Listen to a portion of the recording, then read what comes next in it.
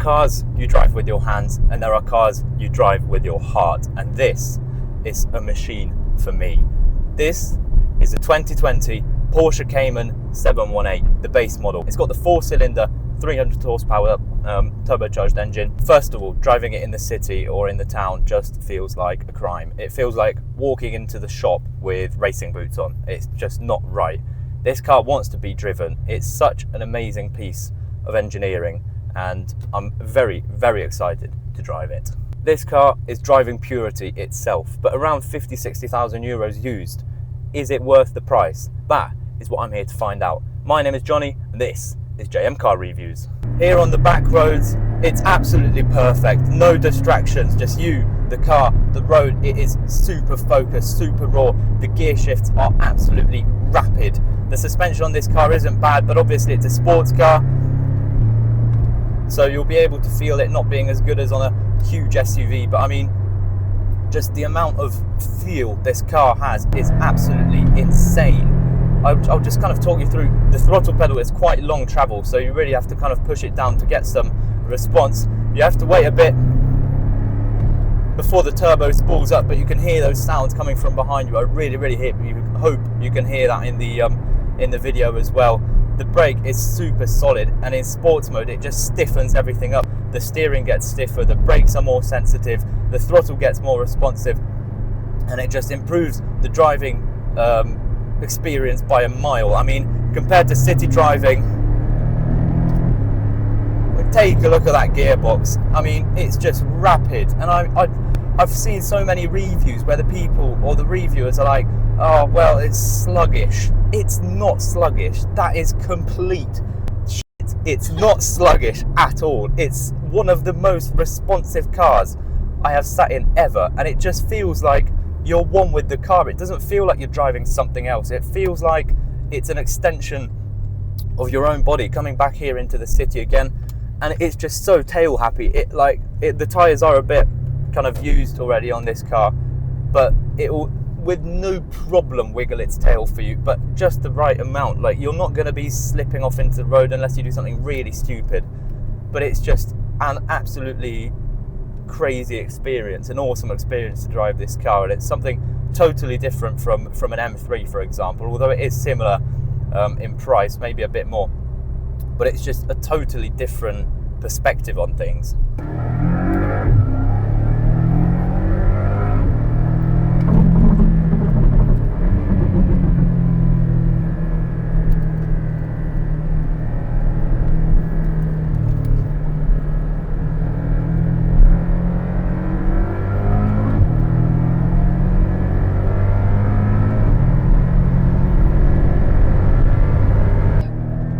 A lot of people criticise this engine because it's the 4-cylinder and not the 6-cylinder that the Cayman used to have, but I absolutely love it. I think it has so much low down torque with that turbo, especially. It goes really well, especially in sports mode, and it's just complete nonsense that this car isn't responsive enough or fast enough. It's plenty fast. I think it's the perfect B-road bashing car, and the steering is so incredibly direct. It's like a mosquito or like a firefly. It's pinpoint precision.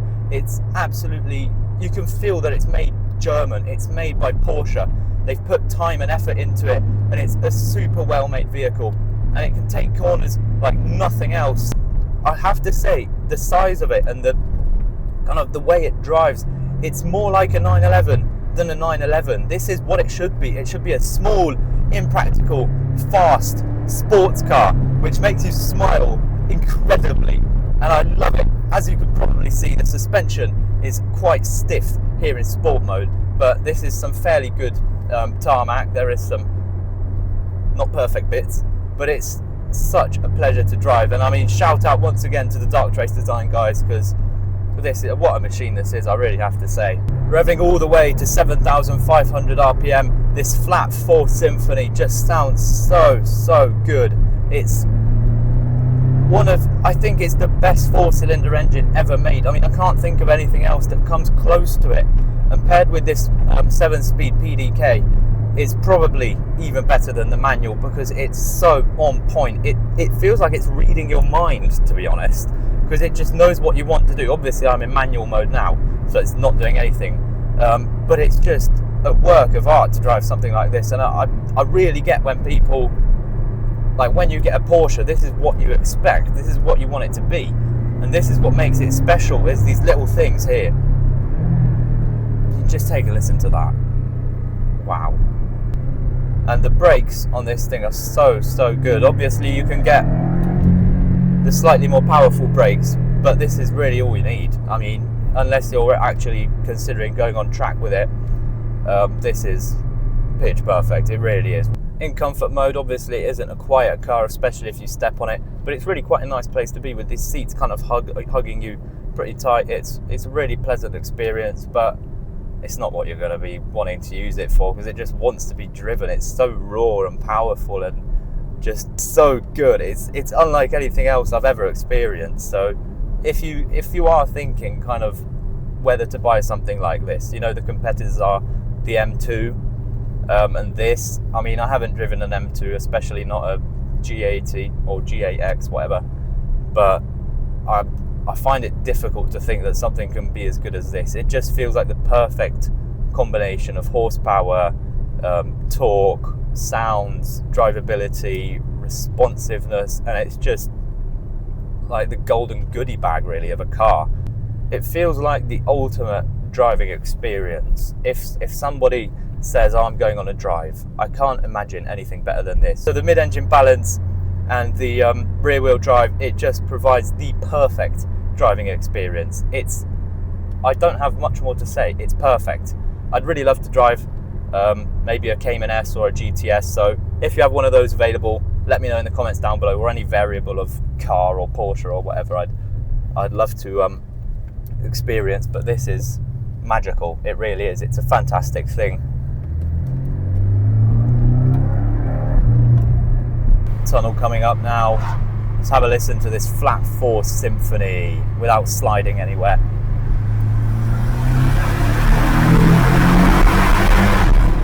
Oh, it does sound like a mini straight six, really. It's not bad at all. I don't know what people are saying, oh, the flat four cylinders. It's great. I just don't get why you'd want anything else. I seriously do recommend, and I've heard from other car reviewers as well, go for this version. Don't go for the S. Yes, it's got a bit more horsepower, like 50. I just think this engine is more capable for this car. It's small, torquey, nimble, precise and agile, and that is what we need in a Porsche. The Cayman's body is already unique in its stock form, but transformed by Darktrace Design, who have provided us this car. Go check out their website in the link down in the description below. Darktrace Design make dry carbon fiber parts for your car, whether it be BMW, Porsche, Audi, Mercedes, Tesla or Volkswagen.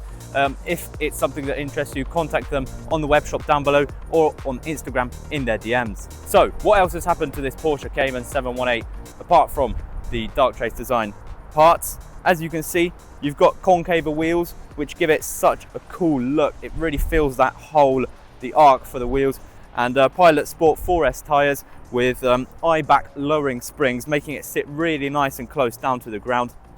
As you'll also notice, carbon fibre mirror caps, carbon fibre kind of intake part, and side skirts down there. Also Darktrace Design. The side profile of this car looks absolutely amazing. It's kind of the perfect weekend sports car with 300 horsepower. These Maxton design fins, or like shark fins on the top of the roof, and coming around to the back, you will find yourself a big rear carbon diffuser, and the rear spoiler also added by Darktrace Design.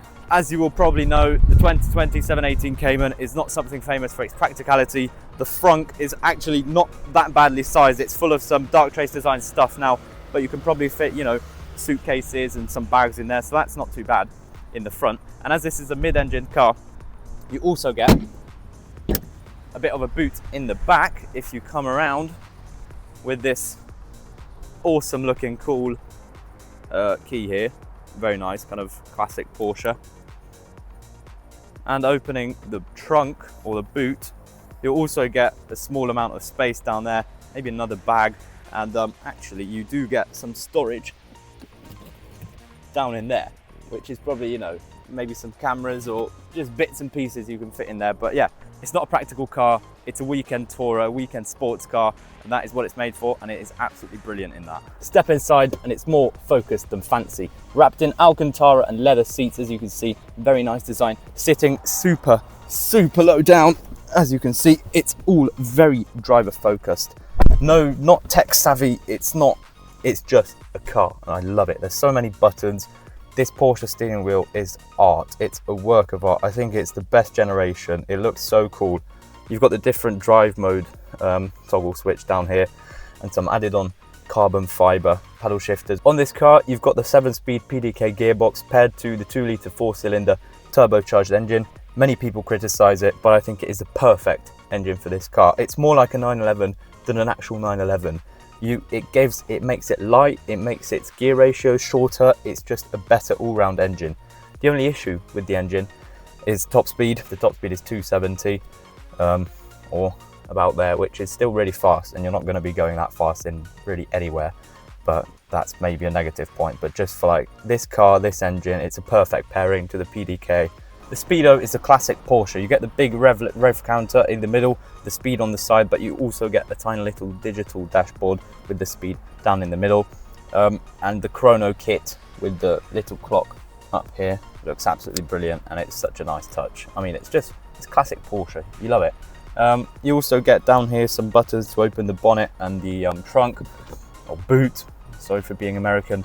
And you get these sun visors, which feel a bit cheap, honestly, but it doesn't really matter. It's the ultimate driver's car, I have to say. Up here also some buttons, but nothing of too much importance. And down here on the center console, you do get an armrest with some storage. It is packed full of stuff, but it's like wee big. It's tiny little piece of storage.